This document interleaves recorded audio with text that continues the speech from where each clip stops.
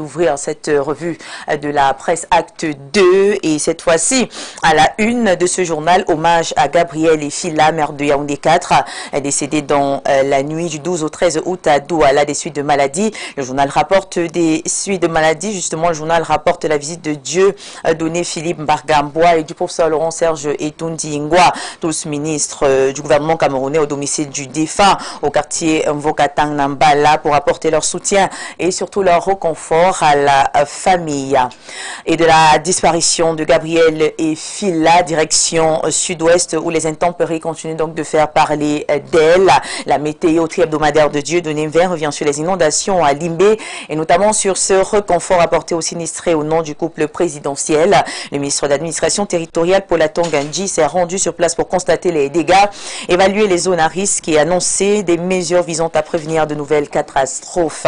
Un déplacement ministériel largement suivi par la presse puisque le quotidien justement consacre également sa principale manchette à cette situation. Le quotidien titre lui aussi sur le réconfort présidentiel aux sinistrés de Limbé. Le journal insiste sur la visite de terrain effectuée par Paul Atongandji dans plusieurs zones touchées donc par les pluies diluviennes et un appel aux populations vivantes dans les zones à haut risque à rejoindre justement des sites plus sûrs. Même actualité, autre regard avec le drapeau qui s'intéresse davantage à l'ampleur des dégâts constatés sur le terrain. Pour le drapeau, Limbé est littéralement sous les eaux. Le journal met en avant l'évaluation faite par le ministre de l'administration territoriale accompagné des autorités locales, notamment au niveau des quartiers encore submergés et du Limbé Wildlife Center où d'importants dégâts ont été observés. Et face à cette situation, le danger reste bien présent, prévient donc le prochain journal que gère Marie-Claire Nana, Cameroun Tribune. Le quotidien national affiche inondation à Limbé, le danger demeure. Cameroun Tribune rapporte que le ministre Paul Atongandji a transmis le réconfort du chef de l'État aux victimes et tout en appelant les populations à libérer les sites encore exposés au risque alors que de nouvelles fortes pluies sont donc annoncées. Après les intempéries, cap sur la politique et notamment sur les préparatifs des prochaines élections municipales et législatives. L'unité s'intéresse donc à la préparation des législatives et municipales dans la Mofou et à Konon. Le journal met en lumière la tournée de Gaston Elundu et Somba du côté de Mbankomo où il poursuit la mobilisation de la base du RDPC autour de plusieurs mots d'ordre. Unité, discipline, présence sur le terrain et implication des jeunes et des femmes. Une dynamique politique justement que le journal L'Avenir présente également sous un angle très favorable et responsable politique. L'Avenir justement parle de Gaston Elundu et Somba qui apparaît donc comme le politique par excellence du RDPC. Le journal revient sur sa campagne de mobilisation dans la Mofou et à Konon et souligne donc son approche basée sur l'écoute de la base, le choix des candidats et la participation des jeunes et des femmes aux prochaines échéances électorales. Mais la politique camerounaise ne se résume pas qu'aux préparatifs électoraux. La nouvelle expression va donc poser une question plus large sur le fonctionnement des institutions. La nouvelle expression fait donc sa grande une sur les institutions de la République avec ce titre particulièrement intéressant, l'impossible alternance politique. Le journal ouvre ainsi le débat sur les perspectives et les mécanismes de l'alternance au Cameroun. Et pendant, mesdames et messieurs, que certains journaux interrogent la vie politique, on a le Messager qui se penche sur un tout autre dossier, celui de la General Bank of Cameroon. Le Messager publie un dossier critique consacré à la General Bank of Cameroon avec pour titre « L'échec d'une gestion chaotique ». Le journal questionne la gestion de l'ancienne Société Générale Cameroun passée sous le contrôle de l'État et évoque les interrogations autour de la gouvernance et bien sûr du fonctionnement de la nouvelle banque.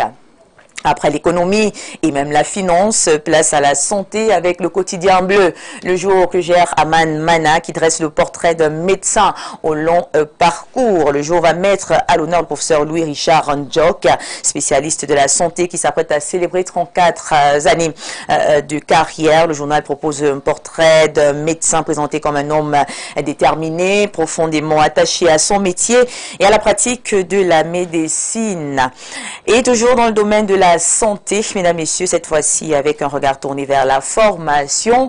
On a le témoin qui nous parle des concours d'entrée dans les professions médico-sanitaires. Voilà, c'est également une actualité très intéressante, mais avant cela, un détour justement par les résultats scolaires, l'œil du Sahel justement, voilà, qui affiche un constat préoccupant. Baccalauréat 2026, le Grand Nord, encore dernier de la classe. Le journal justement revient ainsi sur les performances au baccalauréat dans les régions septentrionales.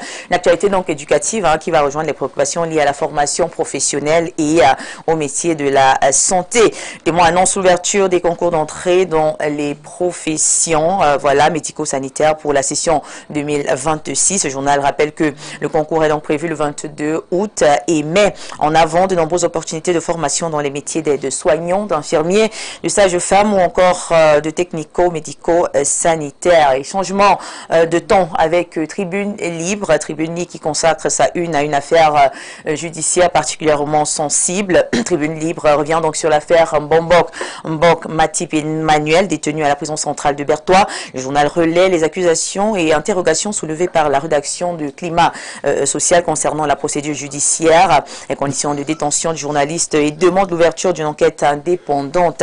Les accusations graves que le journal met donc en débat dans sa une. Et nous quittons justement voilà, les tribunaux pour le littoral où le mérite s'intéresse justement à une actualité traditionnelle et surtout royale. Vous pouvez voir donc en image, le mérite va consacrer un dossier au canton Aqua et surtout à la préparation du sacre royal prévu le 10 octobre prochain. Le journal revient sur la visite du roi des Bonabella au village Bonanoan, voilà, placé sur le signe de la paix, de la sérénité et de l'union sacrée autour de la chefferie. Et pour terminer cette revue de la presse, mesdames, messieurs, place au sport avec Mutation de Georges Alors Boyomo qui nous donne déjà rendez-vous pour cette finale très attendue.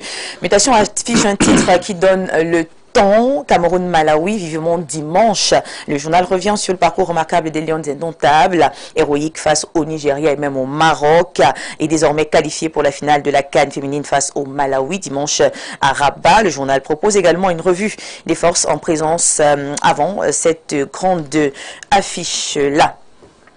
Et voilà, mesdames et messieurs, pour l'essentiel de l'information parue justement dans les journaux ce vendredi matin. Merci, parfait ici. Merci à vous, très chers téléspectateurs. Avant que vous ne partiez, Viviane, je vous lis ces messages venant d'un monsieur que vous connaissez très bien, un habitué de ce plateau. Il dit ceci: bonjour Perfecto, je te célèbre ce matin et je te l'ai déjà dit à plusieurs reprises. Tu comptes parmi les meilleurs dans ton domaine et je te réitère ma haute considération.